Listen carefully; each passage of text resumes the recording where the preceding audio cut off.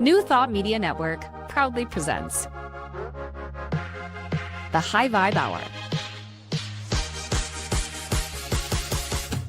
The High Vibe Hour, 60 minutes of connections, insights, and conversations to raise your vibe. Join Rev Julie and Rev Skip each week for an exploration of living a high vibe life. Tune in live every Friday at 11 a.m. Mountain Time or anytime during the week on our YouTube channel.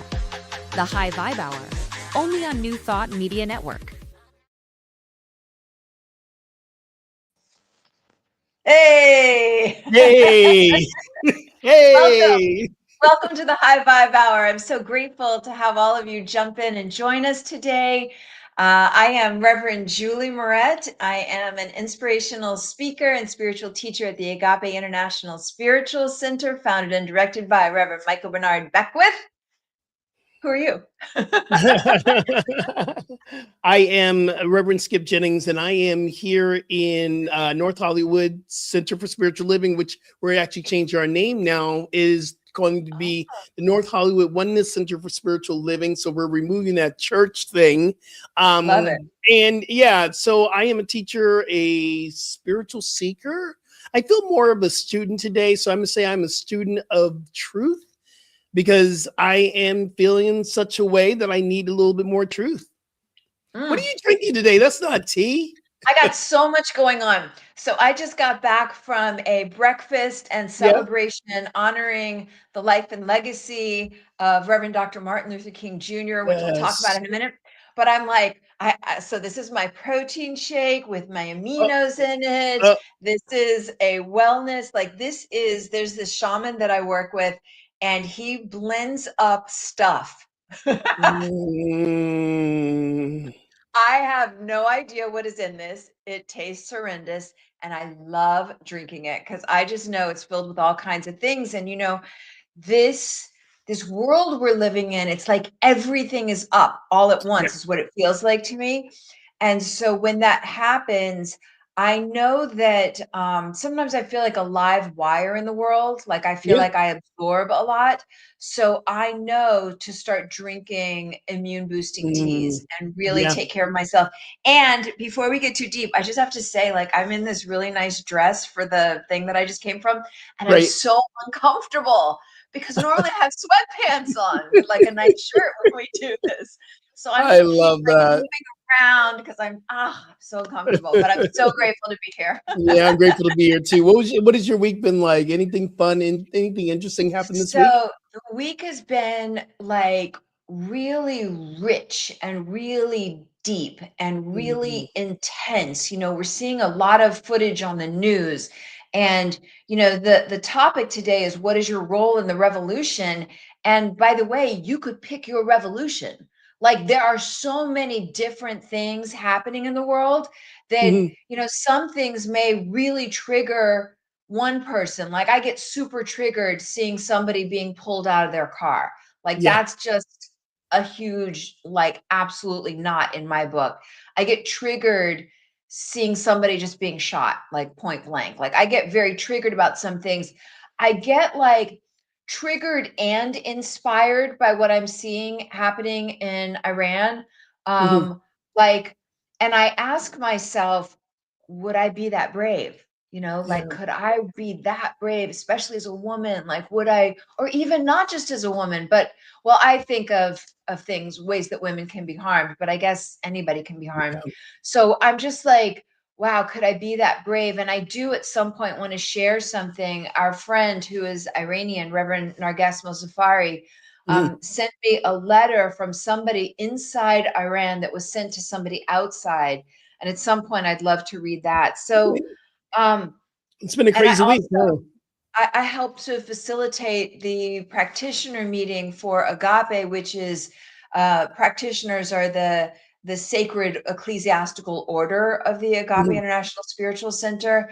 And so lots of feelings around like everything that brought up. And it was renewing, beautiful. And Reverend Victoria Thomas was like, is that else? Am I just like skitzing Reverend Victoria? Yeah. Reverend Victoria Thomas. She just went on a rant, like reminding us that what do? We pray, and that prayer works. And it was such a like, if you feel overwhelmed and I don't know what to do, pray. Pray with everything you've got. Prayer removes mountains. So so Yeah, and it's been a week. we will definitely talk about that later on. And because I'm in a place where I've been praying, and there's a lot of new thoughters who've been praying, and they're feeling okay. This is helping some more. So we pray and pray and pray. But I don't want to get too deep into that. I want to just say that I started a new yoga class, a meditation yin yoga class at Equinox. First week we had 26 people. Last week we had 31 people. And these individuals are looking for the answer. And it was so incredibly inspiring to be in a place that Equinox is really known for. And hey, Diego, we see you and we love you and thank you for your support. We to be in a working for a company that's really very much surface oriented to bring into deep meditation and yin and in their studios, and people are really wanting more of that was inspiring, especially during this time. So it's been a very interesting week here and kind of Wait, I crazy. want to say something about yin yoga. Yin yoga is my favorite in the whole world. Is it really? I call it roly-poly yoga.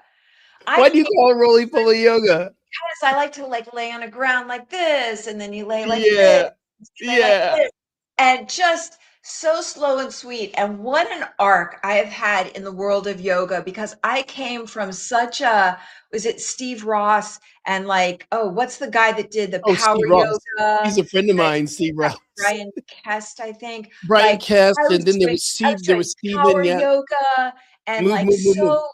intense, aggressive hours every day. And I gotta tell you, I love yin yoga. My favorite in the whole world. I do too. It gives us permission to really slow down. I mean, yoga, we can invent, because I teach vinyasa as well on a Tuesday. And then they've asked me to add in a late Monday night, not late, but 8 o'clock in the evening to 9 o'clock to help people to go to sleep. But the yin yoga for me has really shifted me into becoming more of a meditation teacher, to really hone my tools in meditation, because yin is meditation. Yeah. So the great thing I've learned about myself, what I love to do is I'm creating my own kind of, not my own, but my own philosophy around yin, is that we begin with the body. Let's shift into the physical so we can hold the pose. Let's touch into the mental. What are we thinking with our minds as we're going to the pose? Some people can use your mind to empower the pose or to hinder the pose. And then what are you feeling spiritually, energetic? So I've been really working on that, honing the tools for that. And it's been incredible. It's been really incredible. I've also realized something. I've been drinking a lot of black tea this week, and I've been feeling black tea is different than green tea. And black tea has a edge to it. It's a little bit more. Green tea is really soothing. Yeah, soothing energy. It's like when I drink the jasmine tea, I feel really good. The black tea has a real different effect on me.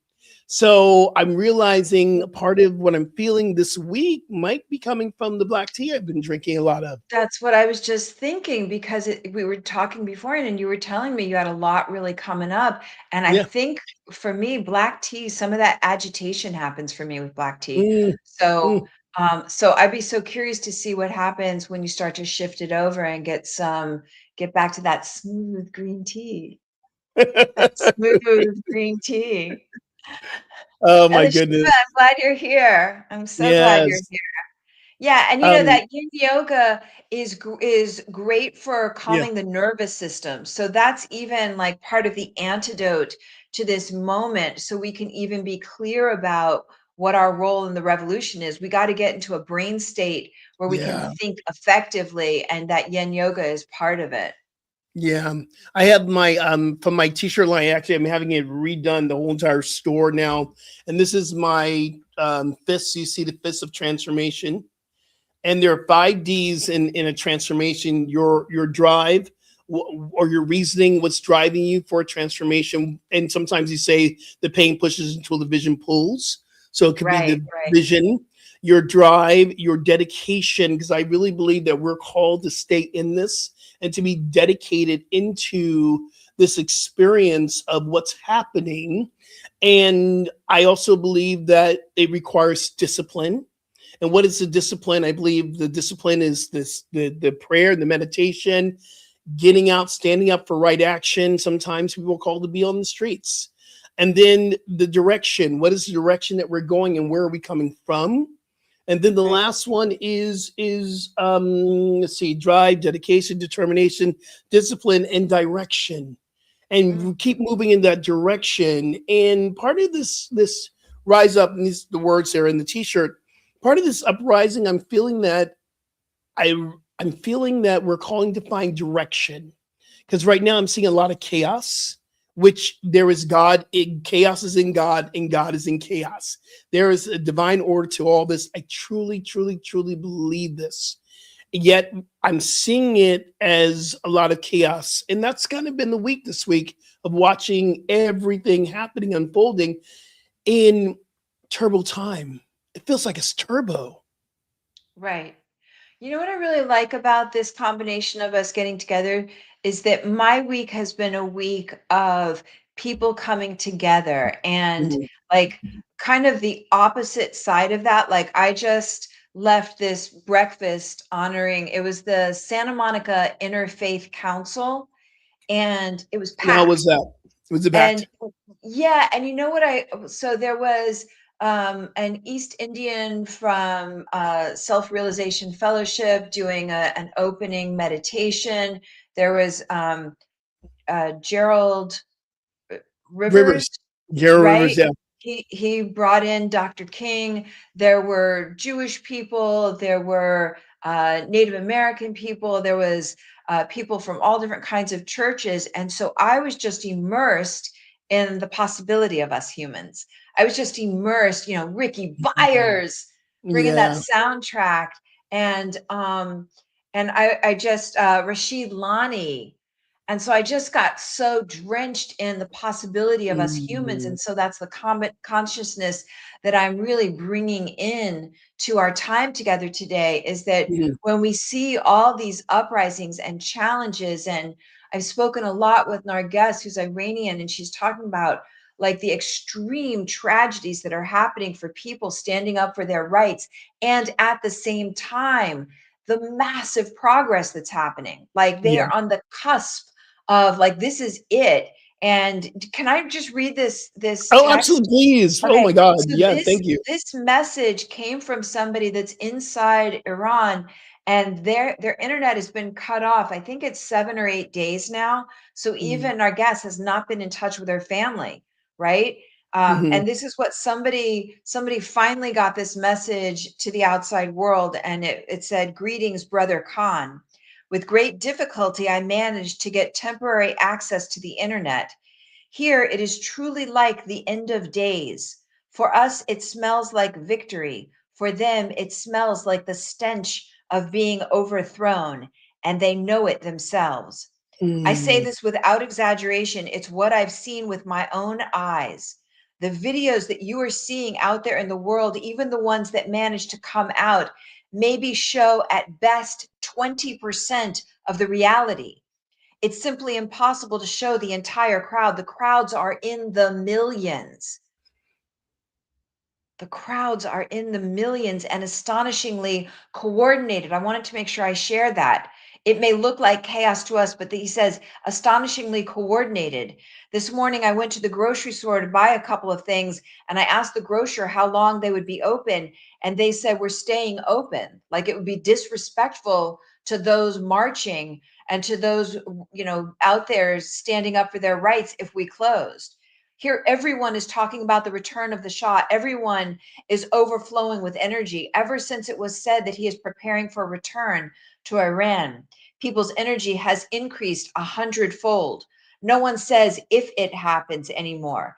Everyone knows it's over for the regime, and the people are fighting with every single thing they've got to make it happen sooner. The people are united as if they have been practicing this, what's happened over the last several days, as if they've been practicing it for 30 years. Like everybody is ready. If it were possible to show everything in the history of the world, not just Iran, we would, by a wide margin, be witnessing the most magnificent revolution in history. I swear on this land that I am not exaggerating. Tell the people abroad, this is what I want to make sure we hear.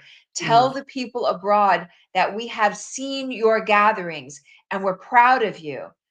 Tell them we kiss your hands. Tell them we know your hearts are with us and know that our hearts are with you as well. Let everyone know that the great work you're doing is no less than the battlefield that we are on here. A revolution is a team project, and each of us must carry out our duties properly. Without you, we won't win. So hold your heads high and keep going. And then it actually continues on from there. I wanted to make sure that I say, sometimes I feel when I hear what's happening in the world, like, Yeah. oh, what does one voice matter? They're feeling it. There are people marching in the multitudes in Iran, and they see the images of us. And even if we're sharing something on social media, so your prayers matter, our consciousness Absolutely. matters, our social sharing matters. And so I'm really rooted in the possibility of us Mm. humans, especially as something very old and dark is shattering and breaking away. I believe there is this ongoing energy, and I believe this is what we're seeing in Minnesota right now. This is where we're seeing parts in America. People are really beginning to feel this onsurge of this uprising. We had it here in LA for a bit. And when we see senseless killings by our own regime here, because Yeah. be not mistaken, we are under a dictatorship. This is how dictators work. And we're fighting for democracy. I truly, truly, truly believe that this is an energetic flow, not just from Iran, but all over the world. I Right. believe that this energy is starting to rise up. And my question, I think, not even question, that I've been saying, asking God, in this heavy time. And I shared with you earlier, I did that. I went into the rabbit hole of what was going on YouTube. Not a good place to be. But you got to be informed. And now you do the work to lift our frequency, to do what we need to do to rise up. We had a healing circle on Wednesday night. Wednesday night was amazing. It was absolutely amazing. People crying, people praying, people understanding that we're seeing this together in real time, and we're feeling it together in God time. So being able to create a circle where people could just share, and we're going to carry this on a Wednesday night. Myself, and Jamie Lula. If you do not know Jamie Lula, he's one of the greatest New Thought music ministers out there, songwriters. And we do a healing service on a Wednesday night. We're getting in a circle, and we are gathering, and we are to lift the frequency so that we may step out and to do the work that we're called to do, because we have work to do. We absolutely do. I'm just checking out some of the messages that came in, Mm. and I feel so grateful that we can gather. I feel like our consciousness together, feeling everybody kind of pouring in. Astrophysicists say if you wave your hand in one place, it has ripple effects that extend to the farthest star. So when we gather with the intention of being harmony and unity and being a stand for peace on earth, I'm grateful for how that ripples out into the world and people feel it. It gets felt. And I'm so mindful of how important it is that we kind of anchor sanity. Like we really anchor sanity. It's easy to get swept up in the insanity that's happening. And I shared this, I think I shared this here last week, that one of the congregants at Agape, who I love dearly, Mhm. rolled up on an ICE facility, and there were ICE officers outside, and this person was screaming at the top of their lungs and cursing them out. And like, I understand the rage. I Yeah, really do. I was going to ask you that. And Do you I want understand? Yeah, I want them to stay alive. I yeah. want them to be safe. And so mostly my intention with our time gathering is to have a place to say like, oh, this doesn't feel good. Oh, this is so not okay. This is insane. And also like, hello, how is this okay for other people? Like, I don't even understand. Forget your political party. Like, I think Van Jones was saying, like, nobody should be okay, regardless Right. of your political party, with some of the things happening. Exactly. Like, like, Exactly. so that's really like a growing edge for me, because Achille Beckwith said, no, let no person be outside the walls of your heart. And I'm like, deep breath. Okay, really? But for real? Yeah, Let but for no real. person. But that's where the healing happens. It doesn't happen if we just stay clustered amongst ourselves. We got to figure out, how do I love everybody? How do I have space to hold everybody? Whatever, I don't know. Are there wounds that happened in childhood that caused somebody to grow up and feel so insecure that they need to be a Yeah. bully? I don't know what it is, but can my love be so big that it Yes. loves us into wholeness, you know? And I think too, what Van Jones was saying, we all have to say it's not right. And as metaphysicians and as new thoughters and people who are in this world that we know spiritually that it's all in God, but yet externally and the things that we're really feeling, we're not really taking the approach. We got to feel it so we can deal with it and heal through it. I believe that saying, and this is why possibly I can't speak for the person that was doing our agape sister who was doing the rolling up on ice. I can't speak, but I understand too, if we don't have a time to have a conversation like this, to say, I'm feeling this, I don't know what to do. I believe if we don't speak about it, it's going to explode like a volcano. And I'm seeing more and more people who are reactionary than interactionary. And I'm trying to be more interactionary, and yet there is this reactionary experience. I am feeling anger. I'm feeling disappointed. I feel unsafe as a Black man in America. I feel very unsafe right now.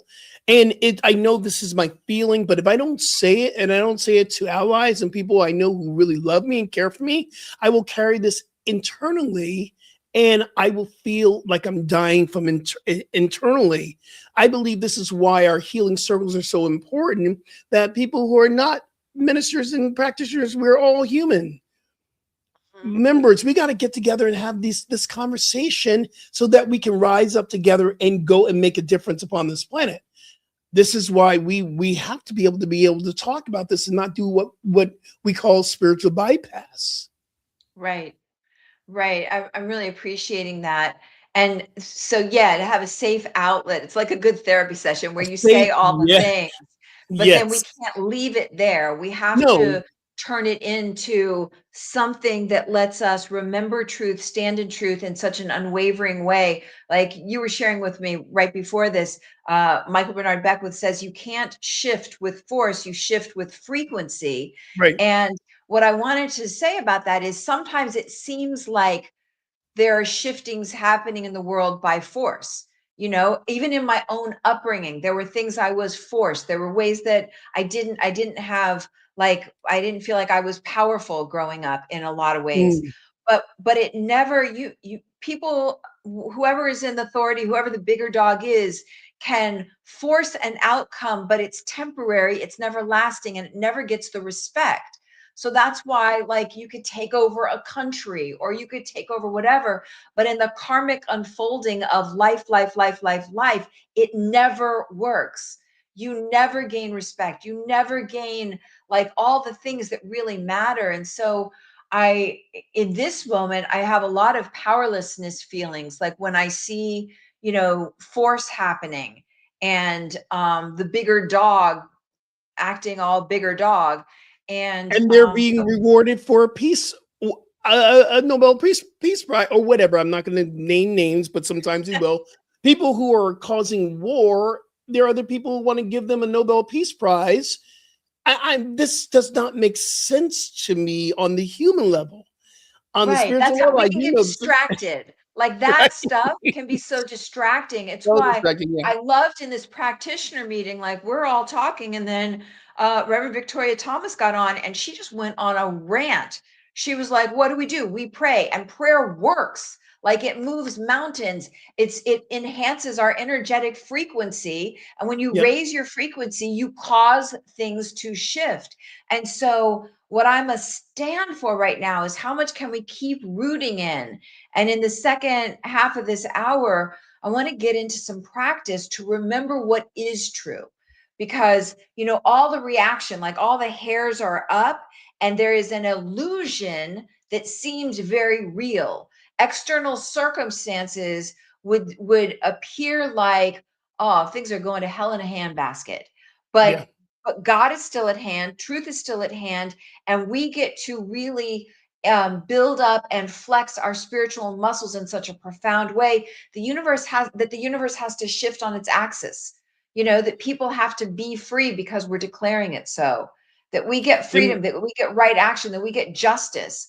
That's yeah, what we absolutely. can do, and that's what we get to do, and that's what we must do, I believe.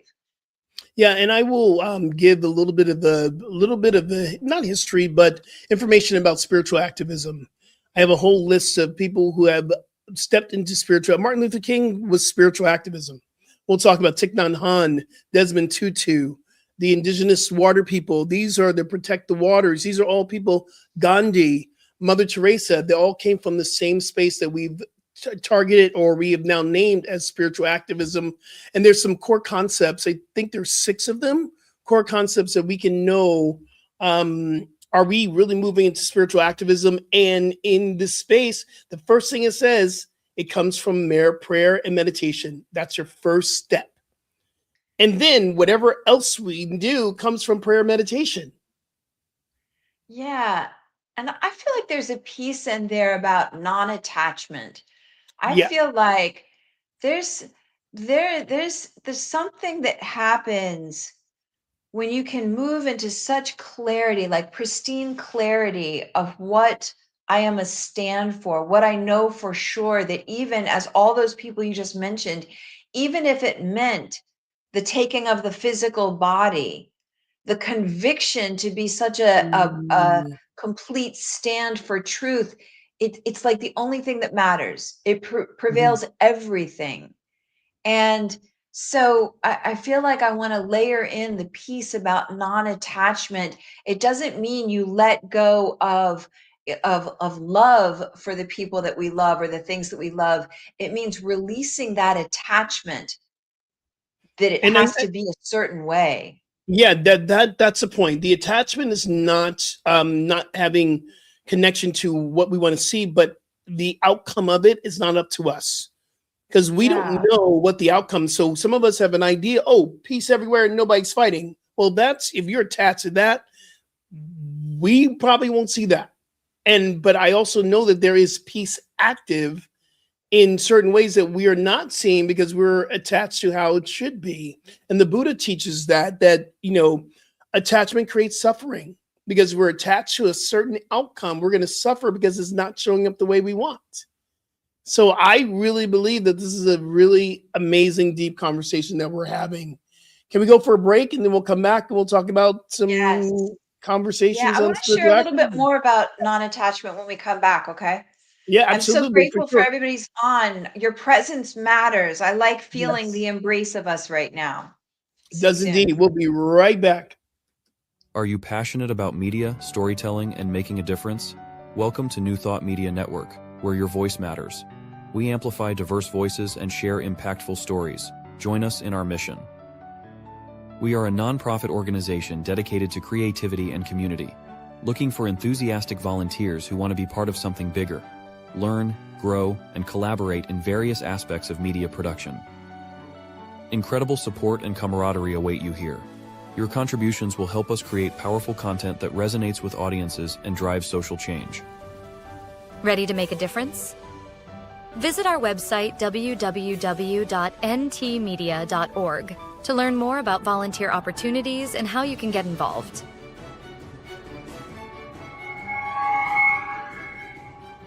Find our volunteer inquiry under the Engage tab on our website, or visit www.ntmedia.org/volunteer.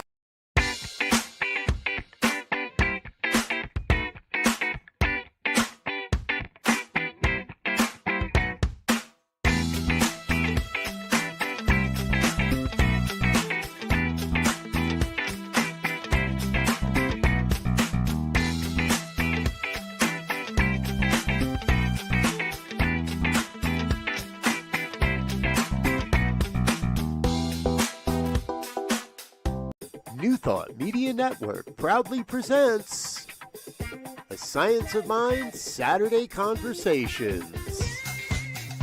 Learn more about the Science of Mind philosophy, faith, and way of life.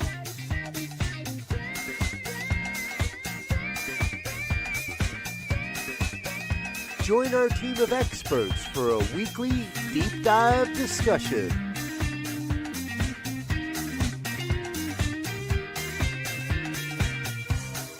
Come study the science of mind, chapter by chapter, and resources from the Science of Mind archives. Plan to join us every Saturday, 9 a.m. Mountain Time. New Thought Media Network proudly presents the High Vibe Hour. The High Vibe Hour, 60 minutes of connections, insights, and conversations to raise your vibe. Join Rev Julie and Rev Skip each week for an exploration of living a high vibe life. Tune in live every Friday at 11 a.m. Mountain Time or anytime during the week on our YouTube channel. The High Vibe Hour, only on New Thought Media Network.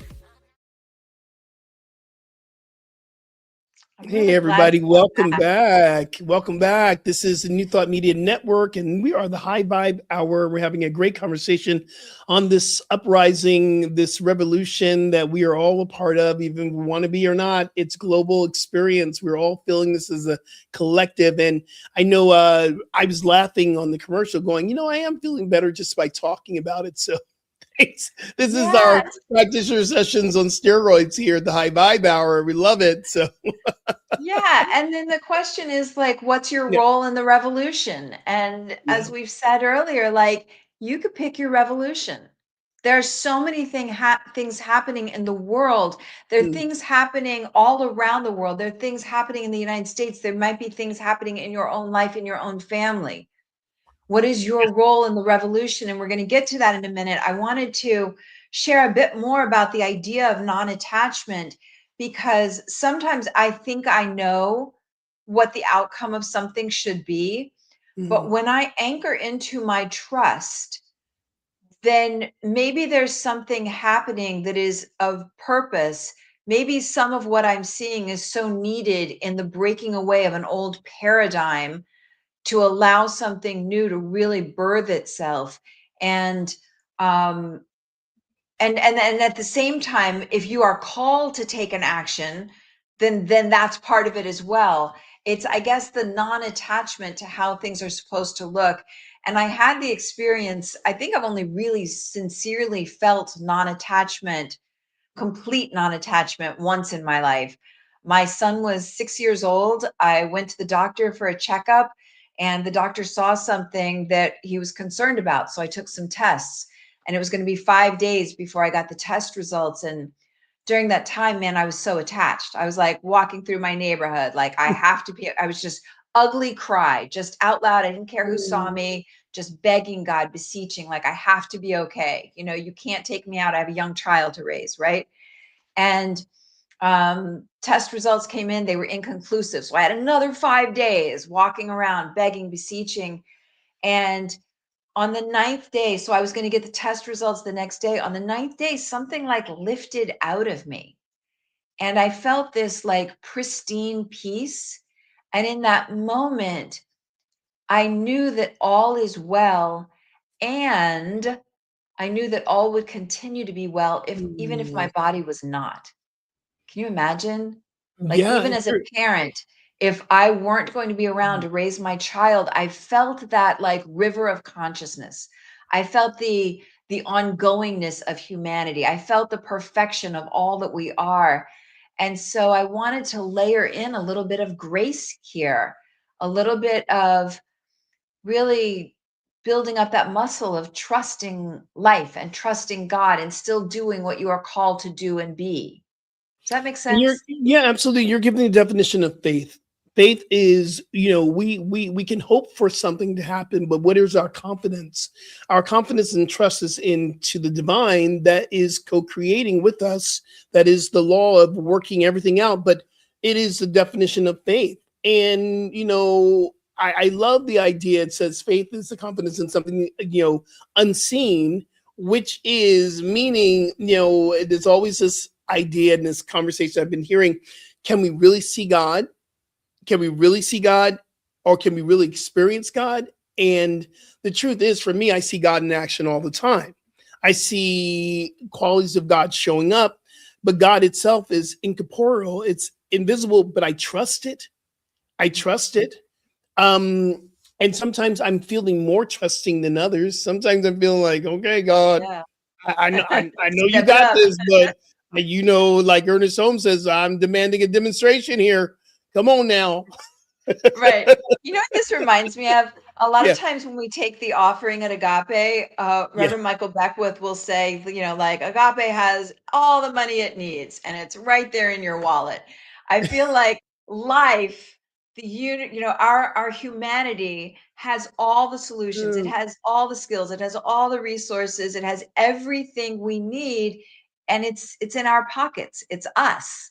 right. It's us doing what we're called to do, but the key piece there is we can only be who we're truly meant to be when we are in, I do it in psychology terms, when our Mm, survival reactivity is soothed out, when our emotions mhm. are well regulated, because that allows us to pop into a clear thinking, executive, solution oriented brain state. Yeah. That's what happens when people are in your yin yoga class. It allows us. And I was even thinking during the break, because there's a lot of music going on, and I was thinking about how, the music that I just heard with Rashid Lani and Ricky Byers Mhm. at the Dr. King breakfast, like my question is, what works for you? As you're listening in, Yeah. it's now more important than ever. Like I told you, I'm drinking my immune tea. Tastes Mhm. yicky, but that's what I'm drinking today, because we got to take really good care of ourselves so we can be in an effective brain state. So I just like to take a moment Yeah. and have everybody like go through your inventory. What works for you? Yeah. Feet on the earth, getting into nature, taking time to breathe, being around friends, Mm, talking to somebody. Like, Rev Skip just said, just he was laughing on the break, just thinking that even talking about this stuff, even having yeah. a place to A place to helps place to get yeah. some of it out, right? So Yeah. that's the invitation right now, is like, what works for you? And Mm, man, work it. Like, get it scheduled into your daily day practice schedule. yeah. So we're going to shift a little bit into what is ours to do. And Mhm. before, I know you're going to take us through a process. Before we jump in, I just want to I want to talk about a book that's very important. One of my go-to books about spiritual activism is by Andrew Harvey. Have you heard of it? It's called The Hope, A Guide to Sacred Activism. And part of this is where he outlines, and I'm always on target about this. Okay, I know I want to do something. Am I on target with sacred activism? Some people call it spiritual activism. And he says, here's our core principles of sacred activism. Number one, it's spiritually foundation is grounded in meditation and prayer and mindfulness and other spiritual principles to maintain inner peace. I mean, you don't move until you're moved. And how do you get there first? You got to drop into the meditation and the prayer time and the breathing and the yoga just to center ourselves, because chaos begets more chaos. Inner peace brings on more inner peace. I really love that. So I'm always questioning myself first. Am I from a place of interaction or reactionary? Because we can Mm. react all the time and just like boom, boom, boom, boom. But if I go from a place of interaction, am I in a place of prayer and meditation first? So important. The second concept is compassion and action. I know that there are some people that want to just take ice and do what they need to do and want to burn down houses and want to tear up stores. And is that truly a compassionate action? I Mm. believe it sometimes it is an outpicturing of what's been bottled up. We talked about this before. I see some things that are happening in Iran that is very tearing down stores and cars and all that, I believe. But, and, because I don't believe in buts except for the ones we're sitting on, and compassionate action is the outcome of what you're doing is to bring compassion for everyone. Compassion is not, compassion has a way of being. Let me just put it this way. I'm really trying to be very, very mindful of what I'm saying. If I'm in a compassionate action, it is filled with love and not destruction. Number 3 is service-oriented mindset. I'm going to put on my walking shoes to be of service to the planet, to create a world that works for everyone? Or am I going just to create chaos? Number 4 is a holistic approach to what we were talking about before. Yoga, prayer, it is meditation. It's actually sitting there and being a place in vigil and praying while other people are stepping out into the world doing their work. It is such a whole inclusive experience. And then the last 2 ones is interconnectedness, and the last one is joyful resistance. These are the 2 that really get me, because interconnectedness means that the work that I'm doing out into the world is going to affect everyone. It is for everyone, even for the people who don't like me because of skin color, because I'm queer, because of my message. I'm working even interconnectedness for all of us. It is all interconnected. So we're all going to make a world that works for all of us. And the joyful resistance. Can I find joy in this practice of standing up for sacred activism? Am I in joy? Am I in anger? And all this is stuff that I get to question within myself about what's going on with what is mine to do. I gotta say, sometimes I'm feeling like I'm getting it, and sometimes I'm feeling, I'm not in number 5. I'm not feeling interconnected. I am not in joy right now. And it doesn't mean that we stop doing what we need to do. We just become more awake and aware of where we are at any time. Right. There's something that comes to mind for me. Yeah. I know it's so easy to focus on the things that we don't like and feel very strongly that we are against what's happening. I like the idea. I find it most effective to focus on what I do desire as opposed to what I do not desire. So, and I'm not talking about a spiritual bypass by any means. Like, when you see something that's not okay, it's not okay. But I'm not going to keep all my energy there. I'm going to keep focusing on what is it that I do desire. I'm going to focus on where there is good. And so I want to layer that in as well. It's like we're being called to do 2 things at once. Yeah. We've got to call out crazy when crazy's happening. If something unacceptable, what this reminds me of? It's like stories I've heard during the Holocaust, where it started off, everybody in a Jewish community, they're out and about, they're doing their thing. And then, they're told you need to stay in this part of the village. And so then they're just staying in that part of the village. And then slowly you gotta, you need to wear a thing, but like a star on your arm. And then it just keeps going and keeps going. And so there is like my radar, my antenna are up, and so I feel like it's very important to keep the antenna up and then root so vehemently, so strong, so mightily in what it is that we do desire. So I kept seeing these images of people in Iran, and it was like, focus on all the art that's going to be created, all the beauty that's going to be created, all the, just see the Iranian people free and happy and creative and contributing and joyful. And so I'm really like anchoring my focus there. I'm just knowing it as done already. And so that's something I wanted to offer up, is like to really power up your conviction towards what you do desire as opposed to what you do not. And Does that make sense? simultaneously, it does. And simultaneously, I love that you said that we can also hold the consciousness.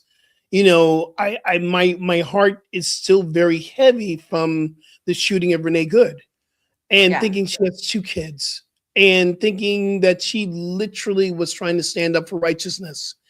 and really trying to make a difference in her neighborhood. And that saddens me. It also, I mean, I remember feeling this way with George Floyd. I remember Oh, feeling yeah. this way with Breonna Taylor. I remember feeling this way with a lot of people who've lost their lives in senseless, violence from authority, which again brings me to the feeling that I'm feeling, just being who I am and what I do and where we live, that simultaneously I can still feel that and know I know what I want. I know I'm focusing on a world that works for everyone, peace. I'm focusing on art coming out of this. I'm actually starting to do more art and doing, I'm going to probably be at a show this summer. So I'm realizing and I'm creating t-shirts, peaceful t-shirts. I'm seeing what's happening, yet it still feels a little bit interesting right now. I'm going to use that word as my friend Ricky Byers would say. This is very interesting times. Yes, it is. Very interesting. Yeah. I think that's a form of your activism, creating your t-shirts. Yeah, I think that is. absolutely. Absolutely. You're Yeah. going to take us through a process. Yeah, let's do something Yeah, together. let's Let's do join something. together and let's just take some breaths. I'm going to invite you, if you're not driving or operating equipment, just take some slow, deep breaths. Mhm. Breathing in swift through the nose and then exhale slow, slow out through slightly parted lips. Breathing in swift through the nose, Mhm. exhaling out slow, slow through slightly parted lips. And 2 more times on the exhale, let a little sound rumble out, just breaking up any kind of coagulated emotions or stuck energy. Just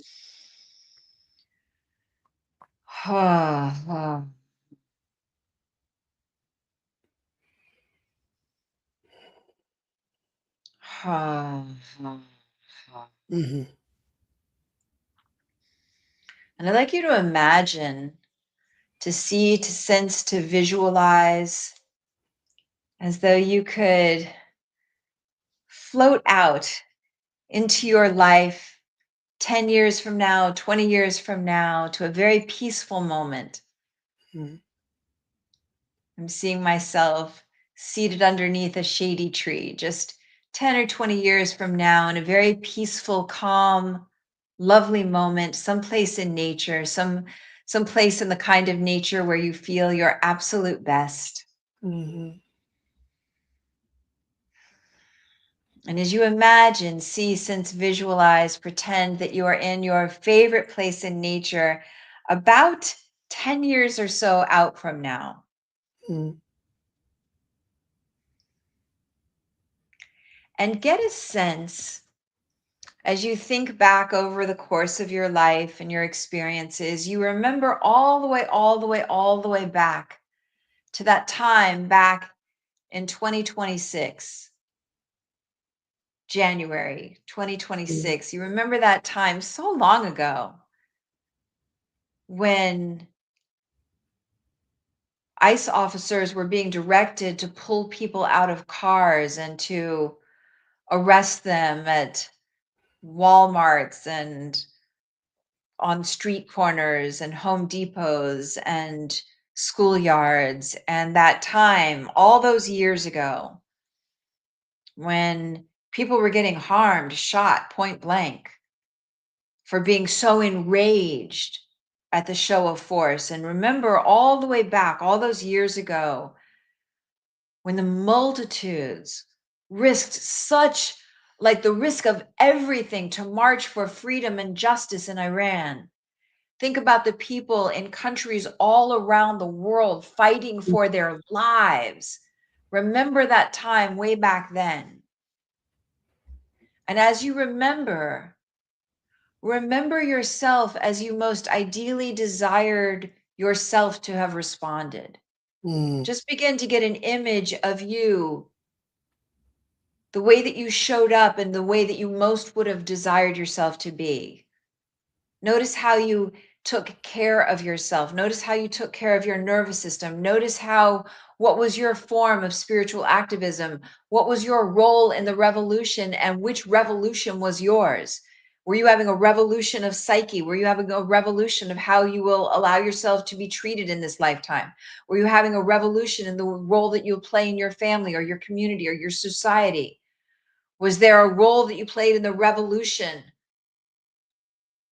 of how citizens in the United States respond to an overreach in authority? Was there a role that you played in the revolution of people standing up for their freedoms and their justice all around the world, as you remember now, all those years ago, back in January 2026? Get an image as though you could watch a video of yourself being everything that you most desire yourself to have been in that time. The way that you handled yourself, the way you took care of yourself, the way that you stood up for yourself, for the people around you. Notice, what did you do? Where did you go? How did you spend your time? What actions did you take? And as you look back, as you're way out in the future, 10, 20 years out into the future right now, looking back towards now, just get a sense, what did you do that you feel good about? What actions did you take that you feel congruent with? What are the ways that you were a stand for freedom, justice, democracy, right action?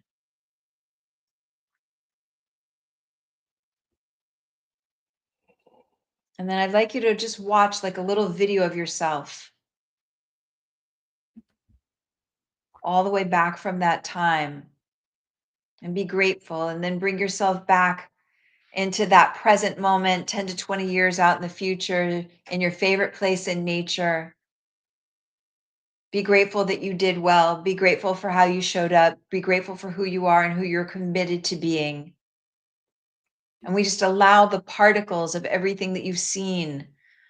So you could take a snapshot and just allow those particles to seep into every part of your cell, into your very DNA, and let them inform as you begin to move back into this now time.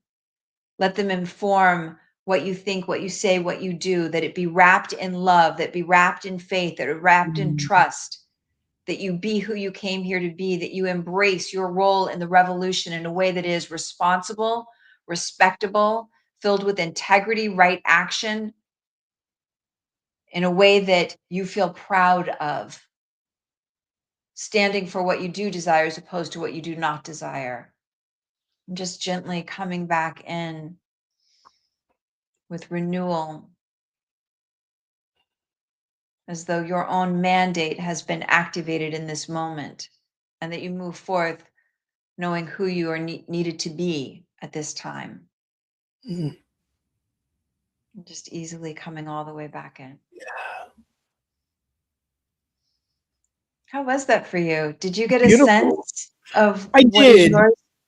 I did, and that's a question that I get to ask and continue to ask. What is mine to do? Because we're here to really step in with authority to do what we're called to do, and not everyone's called to do the same exact thing, and to keep questioning it. And it felt really good to continue to question that and ask, what is mine to do? I think part of this too is I'm grateful that you did the celebration this morning for Martin Luther King. And as we are approaching King's Day on Monday, part of mine to do is to really honor Dr. King, honor his legacy. My family's from Selma, Alabama, which is where the Edmund Pettus Bridge is, the famous march on Bloody Sunday. I've been there. Yeah. You've been there. And I was there with Martin Luther King III last year, just a few months ago, Well, actually. Yeah. Well, I was there. I crossed that bridge many, many times before. My family lives in Selma. And to Wow. recognize my aunts and my uncles who marched on that famous march from Selma to Montgomery. My mother helped people in the kitchens. She cooked food. My grandmother cooked food. They helped the marchers. And my grandmother didn't march. My mother didn't march, but they did what they needed to do. My mother was an activist in her school. She went to Alabama State University, and she was one of the students that created leaflets to hand out to let people know there was a boycott going on the bus boycott. Everyone had something to do for a movement that is still very much alive. We are yet to really see the fullness of the civil rights because we're still fighting for civil rights. But everyone did their own part. As my mother's 92 years old this year. Wow. Actually, What a this year lineage you come from. Oh my gosh. this year is 93. She'll be 93 this year, and she's powerful woman. My brother was a part of the integrating of schools and in the first Black child to integrate schools in Alexander City, Alabama. My father was part of the minor leagues in baseball to help to integrate minor leagues. He was in the Negro Leagues. He went to the minor leagues when they integrated. So everyone has something to do, and I'm just going to leave with this. This is my takeaway because we're closing up. Whatever you choose to do, it is enough. Some people say, I need to do more and more and more. No, you don't. You need to really connect with spirit, and that's what is mine to do. So maybe mine is to create a t-shirt or to create a healing circle on Wednesday night or have a talk show here with my friend Julie Moret. That's mine to do. What's your takeaway? I'm just like basking in the lineage you come from and how powerful it is. My lineage, what is my takeaway from today is to keep showing up and keep getting really still and responding to the call inside of me, like to really listen and show up and just keep listening and showing up. And I've been very vocal about what's happening in Iran. I feel very drawn into that, and just to keep listening and keep showing up. Can you send me that text, please? I would love to read it in my own personal time. Will you be able to share that with me? Yeah, I will. I'm also going to post that on my social. So yeah, Oh, for wow. sure. Wow. Yeah. Well, And we Shiva, have it's people always great to feel your presence here. I'm so grateful for you. And thank you Yeah. to everybody joining and archiving. Yeah, these conversations are Absolutely. what matter. So Like that's my takeaway. These important. conversations matter. They matter. They matter. Rev, I know people can find you on Instagram. Yep, Rev Julie Moret on Instagram. My book, What's Your What? How to Ignite Your Unique Brand. I have it on sale, 50% off. I've never done that before, and it's selling beautifully. So if you want to get a copy for a friend or somebody else, or for yourself, this is a great time to do it, and it's on Amazon. And we also everyone knows that in the program notes and underneath this video is a link that goes directly to Amazon where you can get the book. It's in there every week in my book as well, and where you can work with me personally one-on-one. This is, you can reach me at Rev Skip Jennings on Instagram, skipjennings.com. And we still have room for 3 more people who want to go to Bali, and it's happening March 14th. Not too late, but there are no more payment plans. So just hit me up on social media or directly to me at revskipjennings@gmail.com. I love these conversations. I love it that it doesn't always have to be the high vibration, but we're learning to lift the vibration. And you're amazing. And thank you so much for having this conversation today. Very well needed. Yeah, it is. And it's to be continued for sure. Yes, it is for sure. All right. Peace and blessings, everyone. And remember, transformation is a choice. You chose today. You showed up. Peace. I get to take my dress off now. Yes. Sweatpants. There you go.